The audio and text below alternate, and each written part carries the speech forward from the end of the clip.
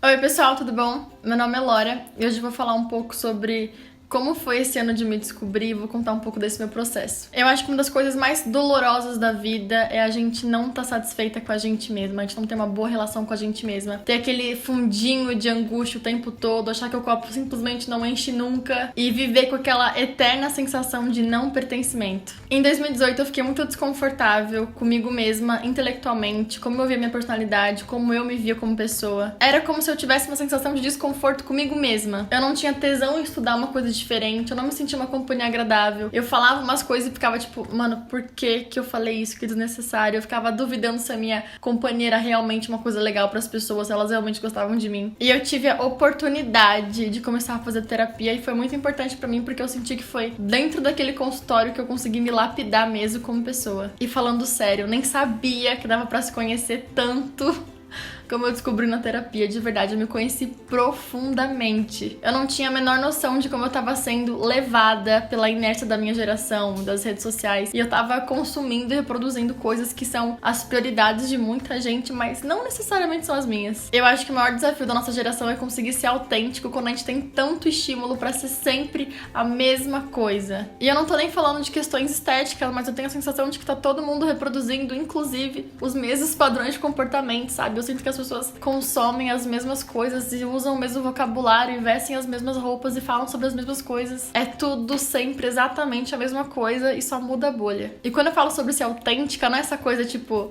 tem um diferencial, seja você mesmo, mas é tipo assim, mas é da simples capacidade de se sentir honesto, de se sentir confortável, sabe? Na sua própria pele, sendo, falando e sentindo coisas que fazem sentido pra você. Quero compartilhar um pouco de como foi esse meu processo de autoconhecimento, algumas coisas que eu aprendi durante a terapia, mas eu quero que fique muito claro que absolutamente nada substitui tratamento psicológico, sério. Se hoje eu tenho esse nível de consciência é porque eu tô indo há um ano, toda semana no consultório pra falar as coisas que eu penso e que eu sinto pra alguém que eu confio. Eu acho que o maior questionamento que eu tive esse ano em função da terapia foi: por que eu vivo a vida dessa forma? Quais pontos do meu cotidiano realmente foram uma decisão minha? Porque é claro que a gente lida com várias coisas que não estão sob nosso alcance, como nossa família, nossa grana, o lugar que a gente trampa, onde a gente mora. Mas e tudo aquilo que tava sobre o meu alcance, eu simplesmente fui levando. Porque os meus melhores amigos são meus melhores amigos. Eu realmente considero eles meus melhores amigos ou eles só ocuparam uma vaga por convivência? Porque é muito impressionante como a gente se relaciona e convive com pessoas que não fazem sentido pra nós e que a gente realmente acredita que é refém dessa situação quando a gente não é. As pessoas que a gente convive são as que mais influenciam a gente. E além das pessoas que a gente simplesmente tem que aprender a lidar por questões estruturais, de família, etc.,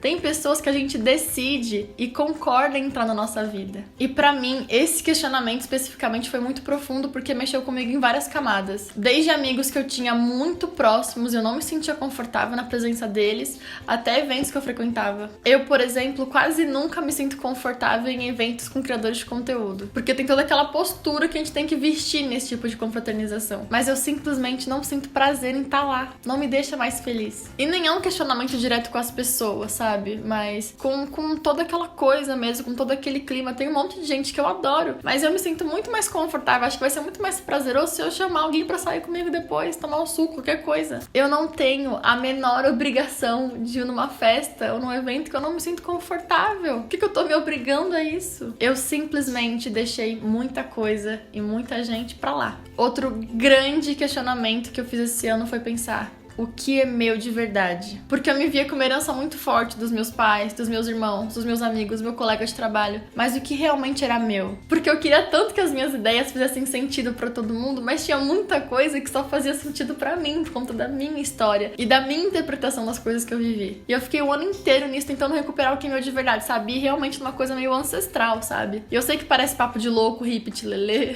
mas eu ouvi isso dentro de um consultório psicológico. Elora, qual é a sua essência?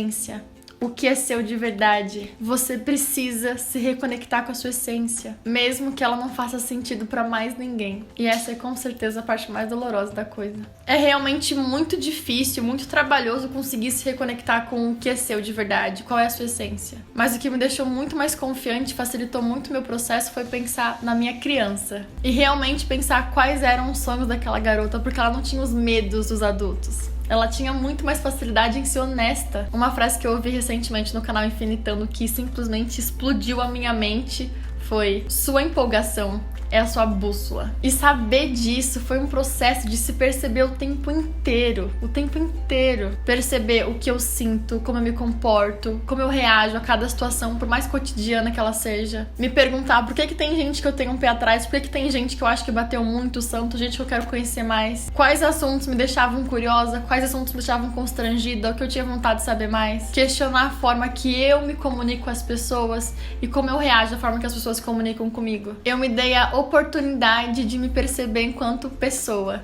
Simplesmente pessoa. E foi onde eu percebi que eu realmente não me sinto confortável em me montar, em dar close, sambar na cara da sociedade, esse tipo de coisa. E eu não tô criticando esse tipo de comportamento de jeito nenhum, mas eu experimentei isso e descobri que eu não me sinto confortável com essa postura. Eu simplesmente me sinto mais confortável falando sobre outras coisas, num outro tom, pra outras pessoas. Simplesmente me sinto mais confortável, me sinto mais honesta. Foi nesse processo que eu me dei a oportunidade de começar a ocupar outros espaços, só pra ver como eu me sinto. Eu dei realmente uma pausa com álcool, com rolês que eu tinha costume de fazer, e eu fui me enfiar em coisas que eu tinha vontade de fazer. Tinha muita curiosidade, mas não fazia porque eu tinha algum preconceito, principalmente por saber que eram espaços onde artes e subjetividades eram muito pautadas, e eu lia deboche sobre esse tipo de coisa todos os dias. Mas foram nesses espaços em que eu me senti mais feliz.